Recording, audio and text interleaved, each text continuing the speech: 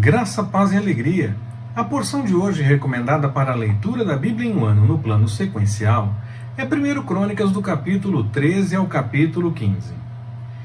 Eu entendo que Esdras é sim um bom candidato para ter deixado pelo menos quase todo o texto de Crônicas pronto em sua edição, como nós conhecemos o texto completo, os dois livros que nós conhecemos como um texto só, e talvez até com a parte do próprio livro dele mesmo, Esdras mesmo. E ele teria deixado sim um esboço desses dois livros como nós temos hoje, e do seu próprio livro, mas que outra pessoa pode ter encontrado ou tido acesso a esse material, e desse escrito de Esdras, essa pessoa pode ter acrescentado as outras informações que tenha encontrado e com a devida orientação do Espírito Santo, compilou o texto da forma como nós temos hoje, com as informações apresentadas por Esdras e outras mais que tenham partido até mesmo do próprio Esdras e que ele não tenha registrado, ou que tenha sido registrado, mas não estivesse ainda dentro do texto como teria ficado numa edição mais próxima do final.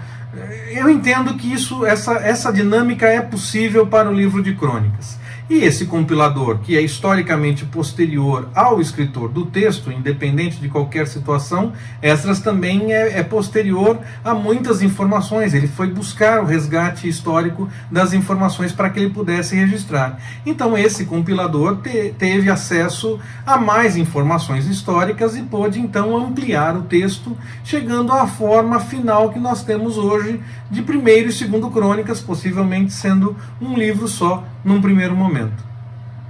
Quando nós falamos sobre Davi levar a Arca da Aliança para Jerusalém, com base no texto lá de Samuel, nós comentamos que Crônicas permitia sim o entendimento que Davi buscou mais informações depois do evento envolvendo Uzá. Aquela questão dele tentar segurar a arca porque os bois tropeçaram, aquela coisa toda. Em Samuel, nós vemos apenas o registro de que estava tudo em ordem na casa onde a arca ficou, e então foram buscar a arca. E se fazia o sacrifício enquanto traziam a arca, havia danças de louvor e gratidão. Mas Crônicas acrescenta a informação que Davi orientou os levitas com informações que tinham claramente como base a lei de Moisés. Essa informação é que nos permite o entendimento que Davi pode sim ter buscado mais informações, ter se preocupado com essa necessidade de entender melhor as coisas, para que então pudesse voltar a mexer com o fato de trazer a arca para Jerusalém. O texto de Crônicas coloca mais um reconhecimento internacional ao reino de Davi entre as tentativas de trazer a arca para Jerusalém. Além disso, tem também mais uma batalha vitoriosa por parte de Davi contra os filisteus. Esses eventos, essas coisas, podem sim ter acontecido entre os eventos de trazer a arca, entre a primeira tentativa e depois o segundo momento, quando foi buscar de novo. Mas é pouco provável que tenha sido nesse momento histórico, pois tanto Samuel como Crônicas nos deixam registrados que a arca ficou na casa de Obed-Edom por 3 meses. O texto não revela se a arca foi de Obed-Edom para outro lugar antes de subir para Jerusalém. Assim, nós não temos como garantir essa ordem cronológica dos eventos, principalmente por conta da informação a respeito dos filhos que nasceram a Davi em Jerusalém.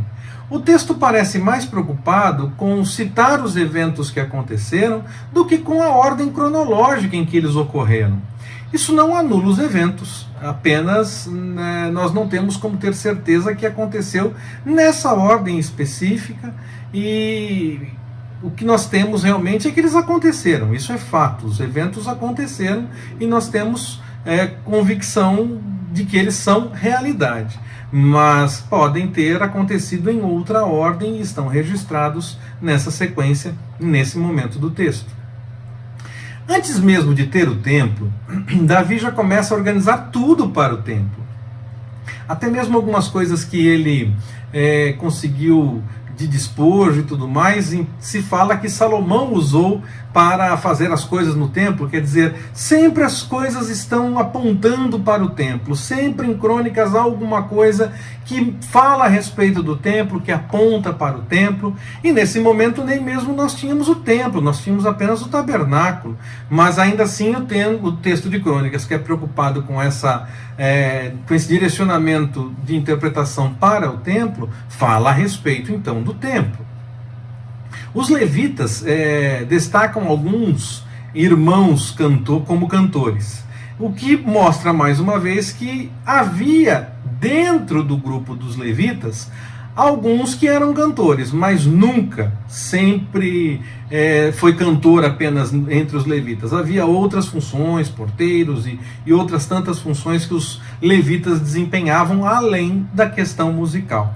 Essa interpretação de que levita é só ligado à música, ela não confere com o que de fato nós temos no texto bíblico.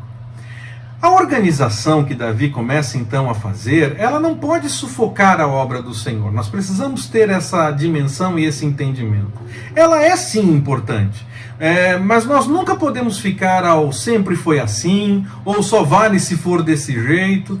Nós não devemos achar que tem que ser sempre do jeito que sempre aconteceu, como também nós não podemos fazer qualquer coisa achando que está tudo em ordem. Devemos sempre ouvir o Espírito Santo e seguir fazendo a vontade do Senhor em todos os momentos, sempre prontos ao mover do Senhor diante de algum evento histórico, preparados então para agir da melhor forma, inspirada pelo Senhor, seguindo a vontade dele. A organização é sim parte, ela é importante, mas ela não é um fim em si. Nós temos que ter em mente que o Senhor é criativo e Ele pode sim encaminhar as coisas de outras formas, principalmente diante de um mover específico ou de um momento histórico com peculiaridades específicas. O Senhor sempre pode criar algo, pode fazer algo novo e direcionar as coisas de uma outra forma. Precisamos sempre buscar então a orientação do Senhor. Nós não podemos ficar presos ao que parece bom, ao que parece certo. Não era ruim que Davi quisesse construir o templo. Natã chega a dizer, pode ir, mas depois ele tem que voltar e dizer, não é assim, o Senhor não quer que seja dessa forma neste momento. Não era ruim, não era algo errado, mas o Senhor não queria que fosse feito daquela forma naquele momento. Então é necessário que nós tenhamos consciência que precisamos buscar sempre no Senhor a melhor interpretação para agirmos sempre de acordo com a vontade dele. Não havia nenhuma questão errada em Davi querer colocar todas as coisas em ordem, tanto que ele seguiu colocando coisas em ordem, mas o Senhor não queria a construção naquele momento. Não era errado construir, mas o Senhor não queria. Então nós precisamos ter consciência que em alguns momentos, ainda que as coisas não sejam erradas, ainda que seja bom, ainda que seja agradável, ainda que seja a forma como nós nos organizamos, nós precisamos discernir qual é o mover do Senhor para que possamos fazer de acordo com a vontade dele, para que possamos agir de acordo com o querer dele e não simplesmente porque nos acostumamos ou achamos que não tem problema ou achamos que não é errado. Pode até não ser errado, mas se o Senhor quiser de outra forma, passa a ser errado se nós fizermos, mesmo que não seja considerado errado fazer. Ainda que não pareça errado fazer, se nós não seguirmos a vontade do Senhor, será errado. Consegue entender isso? É necessário que nós saibamos a vontade do Senhor, para além de simplesmente fazer o que é certo ou errado, para que possamos naquele momento executar de acordo com a vontade dele, e não apenas porque estamos acostumados com aquela forma de agir. Pode ser realmente necessário que façamos em algum momento as coisas de uma forma diferente, então nós precisamos ouvir sempre do Senhor como nós devemos agir. Que Ele nos abençoe. Forte abraço, até mais, permitindo o Senhor.